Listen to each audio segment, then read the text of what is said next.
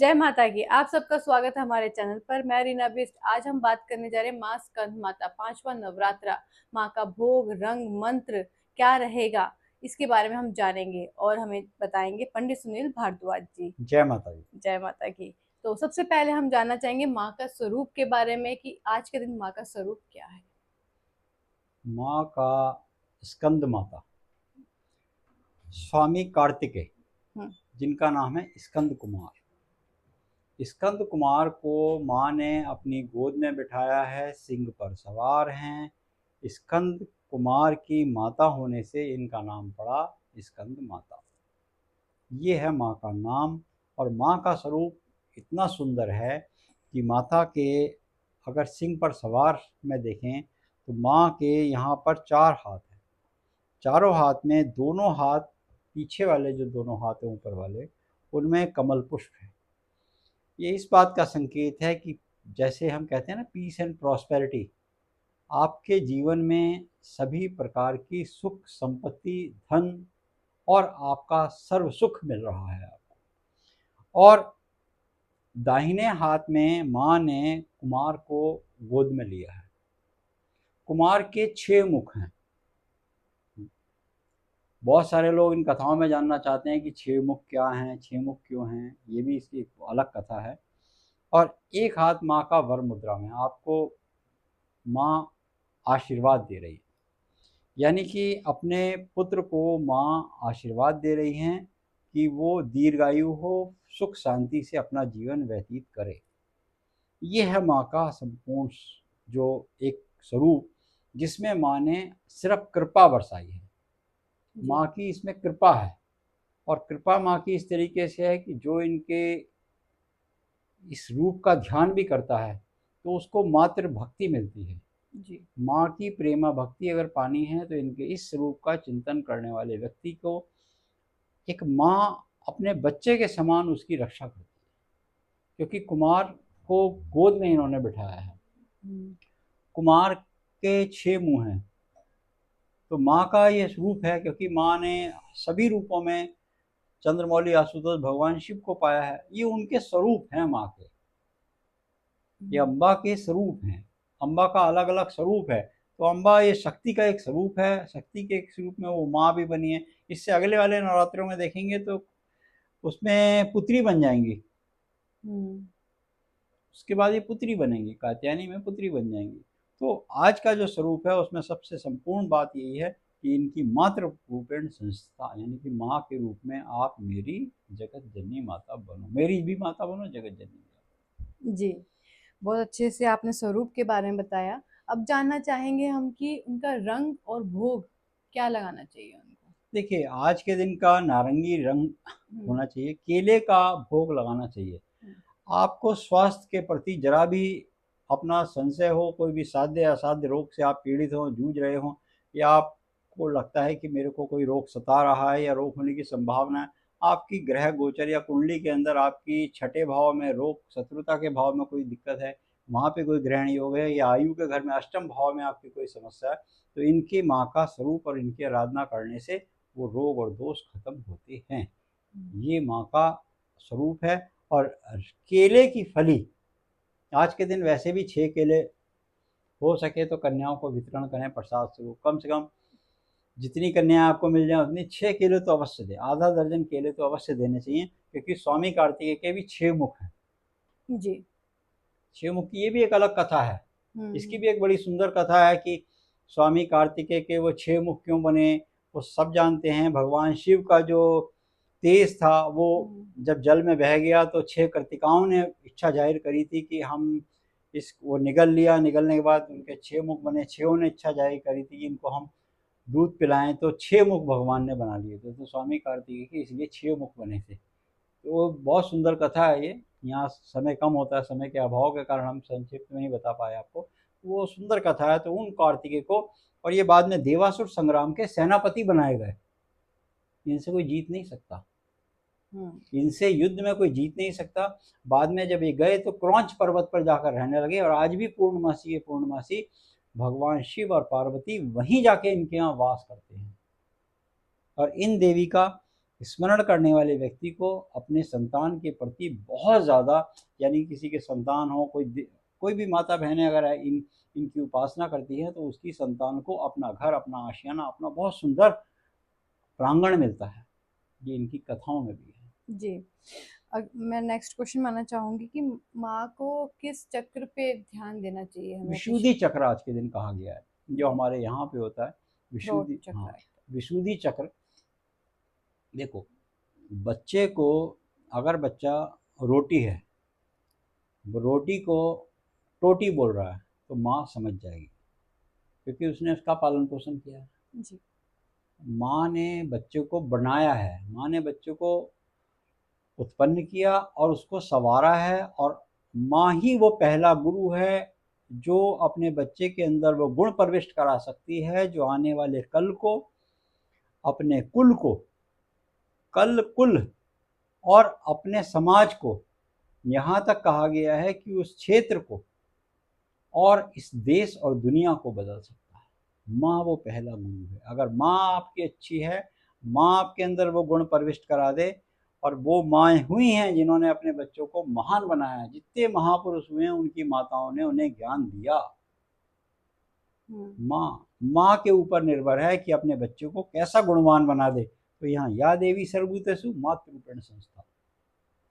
और माँ की उपासक, वैसे भी हम कहते हैं शिव का उपासक तो होता ही है कभी, मगर जो माँ का स्वरूप है, जो 44 परकोटे हम बता रहे थे आपको पहले भी, तो 44 परकोटे हैं जिसमें 10 भुजा वाली माँ है। वहाँ शंकर की भी हैं, विष्णु की भी हैं और ब्रह्मा की भी हैं। उनकी भुजाएं हैं वहाँ 18 भुजा वाली माँ बैठी है, 18 भुजा वाली, ये वो माँ है। और उन माँ का जो भवन है वो पीतमणियों से बना है, वो हीरे जवाहरात से खंबे हैं वहाँ। और 44 परकोटे का मतलब होता है 44 प्रांगण हैं ऐसे ऐसे।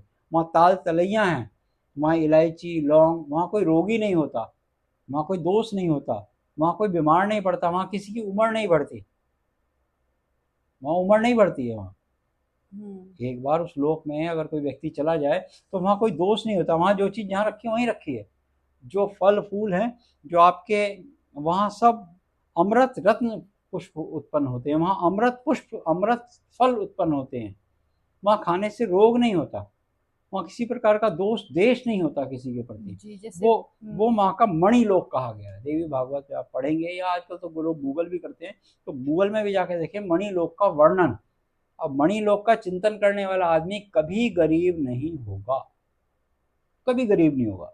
कोई व्यक्ति अगर नवरात्रों में भी मणि लोक का चिंतन कर दे, वो हमें आके बता दे कि साहब हम धनहीन रहे। बस ये एक खास बात है, आपको उन 44 प्रकोटों को मानसिक रूप से पार करना होगा।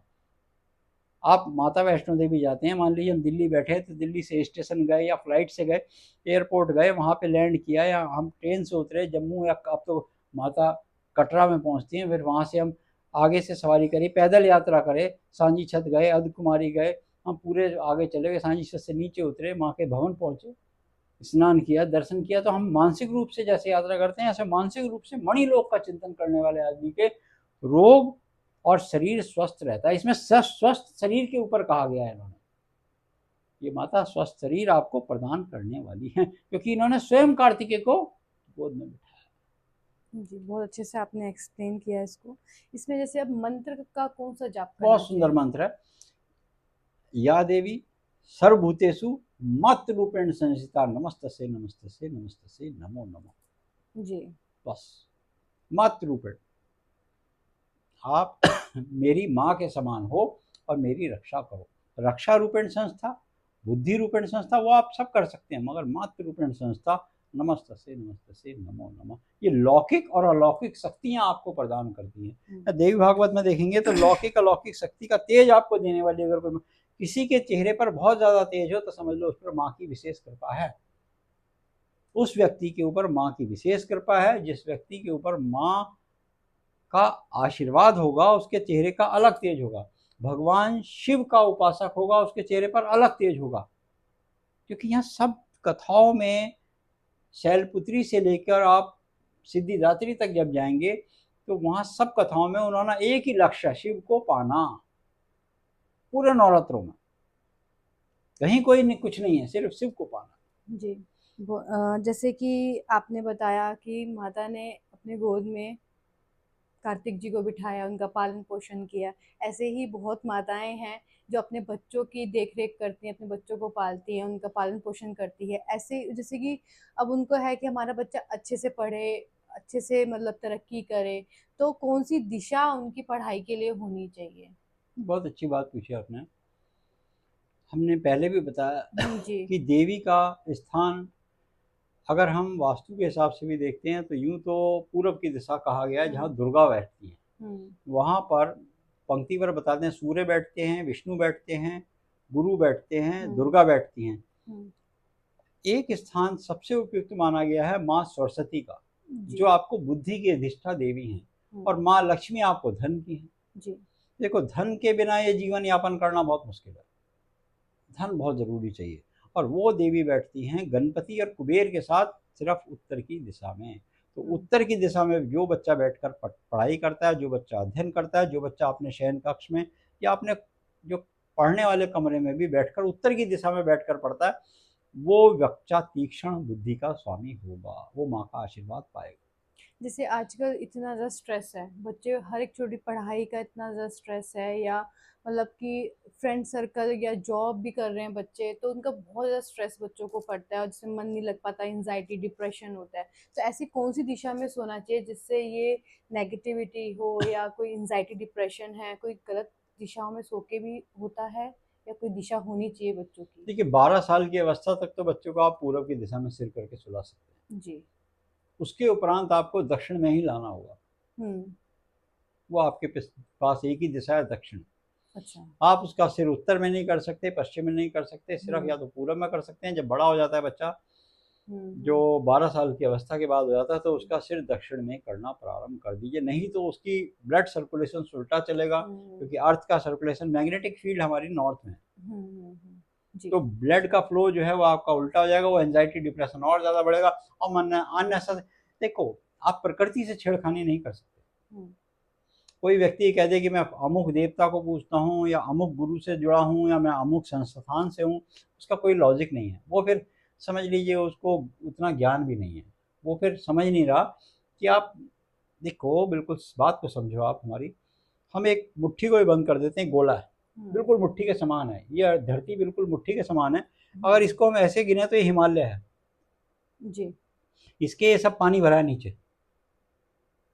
ये भारत है तो ये हिमालय है, जिसके नीचे यहाँ पीछे आप अमेरिका चले गए। अब इसके ऊपर पानी चिपका कैसे है? क्योंकि वो ग्रेविटी की वजह से चिपका हुआ है। बिल्कुल समझो बात को। हम यहाँ पे हैं तो हमें ऊपर लगेगा, हम यहाँ हैं हमें ऊपर लगेगा, हम यहाँ हैं तो हमें ऊपर लगेगा, क्योंकि हम तो चिपके हुए हैं ना। वो मैग्नेटिक फील्ड अर्थ खींच रही है हमें, गुरुत्वाकर्षण शक्ति के कारण खींच रही है। पानी भी ऐसे चिपका हुआ है, हम उसके चारों तरफ अपनी दुनिया बसाए हुए हैं, बट वो एक एक्सिस पे घूम रही है, घूम रही है। अब जिस पे घूम रही है वो नॉर्थ जो पोल है, वो उसमें एक मैग्नेटिक फील्ड है, वो सब चीजों को नहीं खींच रही। जिसके अंदर लोह तत्व मौजूद है वो उसको अपनी तरफ खींचती है, मैग्नेटिक है ना। अब बड़े बड़े प्लेन है, यहाँ से अमेरिका जाना, कनाडा जाना, दूसरी दुनिया के बिल्कुल आस पार जाना है, तो वो कैसे जाएंगे? वो जाएंगे कंपास से, कंपास जो होता है उससे जाएंगे। हम भी वास्तु देखते हैं कंपास से, ये उत्तर की दिशा है, उत्तर की दिशा इधर दिखाई गई, तो हमें उत्तर की दिशा यहाँ मिलेगी, वो हिमालय की तरफ। तो उत्तर की दिशा, उत्तर के सीधे हाथ में हमें, तो उस दिशा में आप सिर करके सोएंगे तो ब्लड का सर्कुलेशन उल्टा होगा। देखो, बच्चों को सुलाना है तो सबसे पहले एक बात को समझ लीजिए कि आपने सिर्फ उत्तर की दिशा में इसलिए नहीं सुला सकते क्योंकि सबसे ज्यादा वेट हमारे हेड में होता है, और आयरन भी है। तो आयरन होने से ये क्या करता है, गेंद की तरह शरीर को पुल करता है नॉर्थ की तरफ। एक बड़ा आदमी भी सोएगा, अगर बच्चा ही नहीं बड़ा आदमी भी सोएगा, एक दिन 2 दिन में तो कुछ नहीं होगा, मगर कुछ दिनों को 6 महीने सो गया तो उसको माइग्रेन या सर्वाइकल रहेगा रहेगा रहेगा, क्योंकि पिंडलियों में हमारे बहुत ज्यादा ब्लड था। पिंडलियों में बहुत ज्यादा ब्लड है, यहाँ पे तो 150 ml होगा, हमारे आधा लीटर है, मतलब दोनों मिला के, तो वहाँ का ब्लड आपका फ्लो उल्टा हो जाएगा। तो आपको जब होगा तो आपको सर्वाइकल भी हो जाएगा, वो स्ट्रक्चर की तरह, एक तरह से जैसे ट्रैक्शन लगा देते हैं ना, हेल्थ इश्यूज भी काफी रहते हैं हाँ, बच्चों के तो वो जल्दी। खिंचाव आ जाता है ना, तो नेक में खिंचाव आ जाएगा, तो आपको पेन होगा। तो उससे कोई धर्म से लेना देना नहीं है, वो हमारी अर्थ से लेना देना है। हम उसके प्रकृति के अगेंस्ट नहीं चल सकते। जैसे हमारी ईस्ट और वेस्ट दो हवा होती हैं, तो बिल्डिंग भी उसी के हिसाब से आर्किटेक्चर बनाते हैं। तो ये प्रकृति का नियम है। आपने बच्चों को पढ़ाना है तो बच्चों का पढ़ते समय मुख वहाँ से जल्दी मेमोरी शार्प होगी, क्योंकि वहाँ फीड ला रही है, वहाँ से वो एनर्जी आ रही है। और आपने सुलाना है तो उसको साउथ में सुलाइए, क्योंकि वहाँ से यहाँ से नहीं तो निकल जाएगी उसकी एनर्जी जी। तो वो आफ्टर मरणोपरांत सुलाया जाता है ऐसे, क्योंकि वो 9 होल्स में से लीक ना कर जाए बॉडी, इसलिए उसका सिर उत्तर की तरफ रखा जाता है जी। थैंक यू सो मच कि आपने हमारे व्यूअर्स, हमारी माताओं को इतने अच्छे से एक्सप्लेन किया, क्योंकि हर माताओं को टेंशन रहती है अपने बच्चों की, कौन सी दिशा में सुलाए, क्या दिशा में बिठाए पढ़ाई के लिए। तो अभी लास्ट क्वेश्चन ये बताइए कि क्या पूजन विधि क्या है? देखिए, सुंदर तरीका तो ये है कि आज के दिन 6 कटोरियों में दूध रखें, अच्छा, 6 केले रखें, और हम तो कहते हैं एक दीपक में 6 जोत जलाएं, कि आपने माँ को प्रसन्न करना है, पुत्र को प्रसन्न करो जी, पुत्र को कुछ ना कुछ दो, और तब माँ की आरती करें।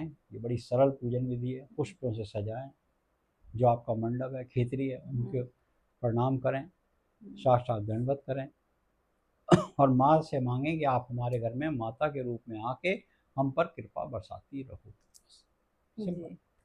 थैंक यू सो मच कि आपने इतने अच्छे से बताया। जय माता की। आप लोगों को ये वीडियो कैसा लगा कमेंट बॉक्स में कमेंट कीजिएगा, लाइक शेयर सब्सक्राइब करना मत भूलिएगा। जय माता।